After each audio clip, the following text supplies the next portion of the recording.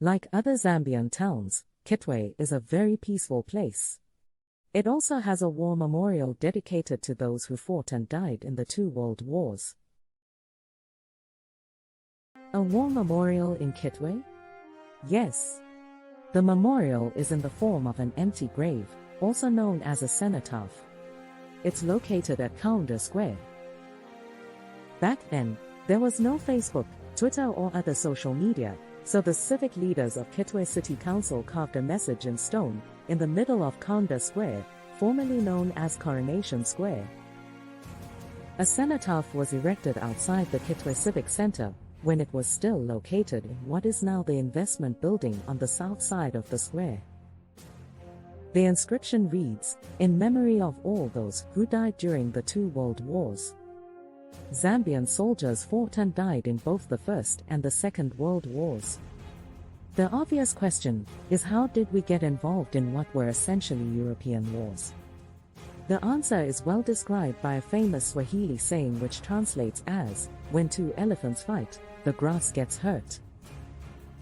To understand how the elephants fighting in Europe affected the grass in faraway Africa, we need to consider the two world wars of 1914 and 1939. The Second World War occurred only 25 years after the first one. Spare a thought for those people who had to live through two world wars.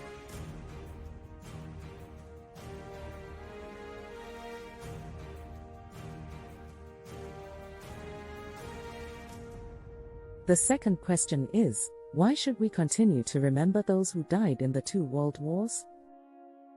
The answer is that there are important lessons for the elephant and lessons for the grass that, if both learnt and remembered, would help to create a better future for all.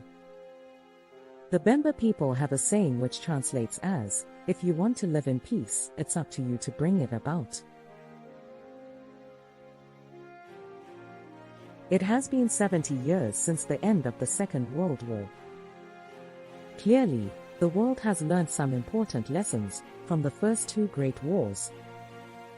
The fact that there are still wars going on all over the world would suggest that there are still lessons to be learned.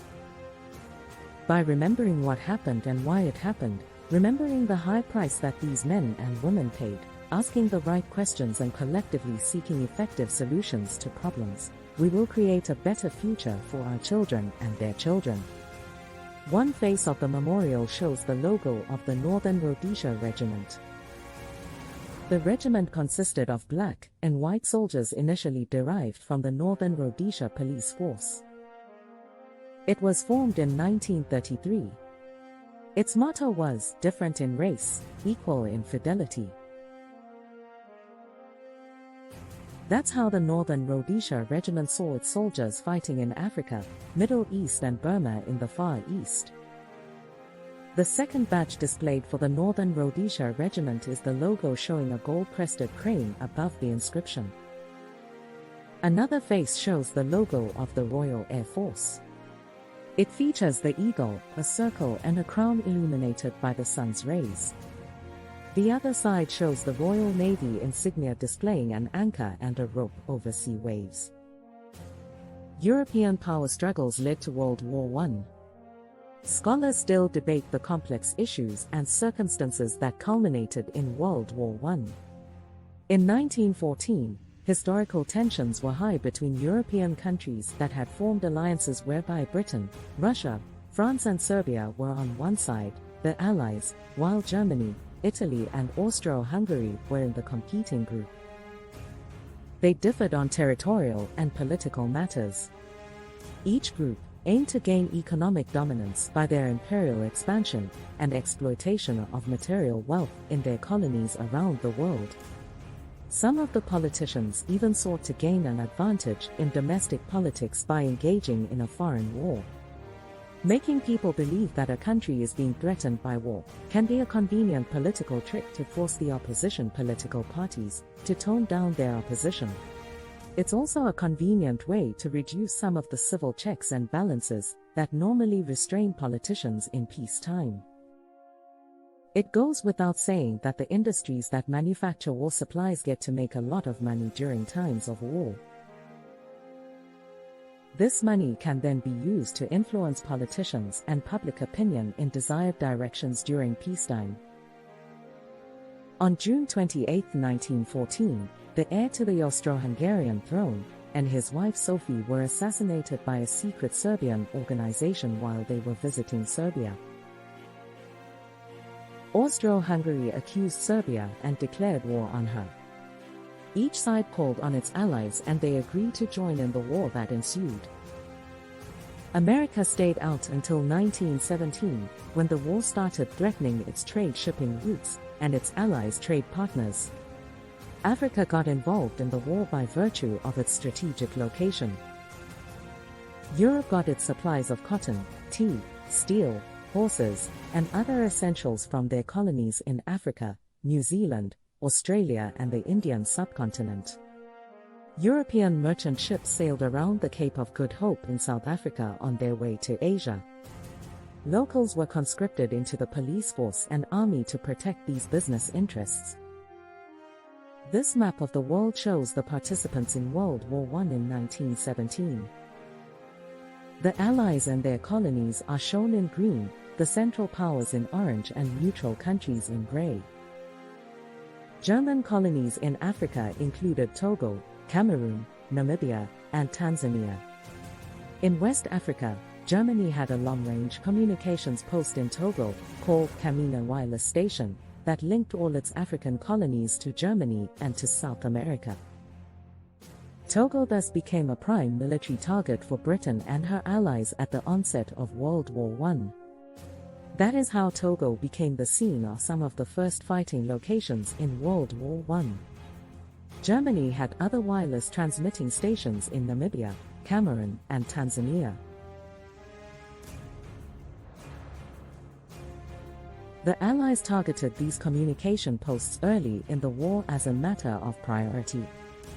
Zambia's involvement in the war was by virtue of her status as a source of raw materials. In the 1890s, Zambia's mineral wealth attracted the attention of Cecil John Rhodes, who was looking to increase the profits of the British South Africa Company, of which he was the founder and managing director. He made deals with local chiefs where they would allow him to mine their mineral wealth in exchange for British protection. The company controlled the territory that came to bear his name, Northern Rhodesia and Southern Rhodesia. As each European side sought to build itself into a stronger world power, Africa was seen as a strategic logistic to secure and exploit. What had been simple police forces meant to maintain civil obedience became transformed into local armies that engaged in local and foreign war missions. It is estimated that there were more than 37 million casualties of World War I. It is estimated that around 2,000 Zambians, which was then known as Northern Rhodesia, died in the war. The League of Nations was formed to safeguard the welfare of member states from being subjected to military and economic hardship by another country. It was hoped that it would be able to prevent another Great War. World War II had its roots in World War I. At the end of World War I, Germany and Austro-Hungary were blamed for starting the war. After the war, the Big Four, that is England, United States, Italy, and France, made the defeated Germans sign the Treaty of Versailles. The treaty required that Germany should 1. Accept responsibility for starting World War I. 2. Give back land that it had grabbed from its neighbors. 3. Pay monetary compensation for the damage caused by the war. 4. Promise not to build up its army into a big force. In 1933, following the economic hardships of the Great Depression of the 1920s, and inspired by Mussolini's military-style rule in Italy, Adolf Hitler took advantage of the unhappy mood of many German people, and promised that he would ease Germany's difficulties by ignoring the treaty and doing what he thought was best for the German people, who he considered to be a master race. He singled out the Jewish people as being responsible for bringing about the economic downturn of Germany. Hitler secretly built up his army and started taking over neighboring countries. The League of Nations did not stop him. His incursion into Poland finally led to action by Britain and France, who in turn declared war on Germany. It is estimated that over 50 million people died in World War II. Zambia and other colonies again got involved in World War II. Soldiers from northern Rhodesia fought in World War II in Somalia, Abyssinia, Madagascar, Burma, India and Palestine, as part of the British Empire forces. There are other Zambian war memorials in different parts of the country. These include Andola, Bala, Nakande, Tambeshi, Lusaka and Livingston.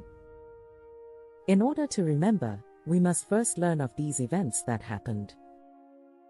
The Kitwe War Memorial is our constant reminder of these events and the importance of learning the lessons that will help us prevent future wars.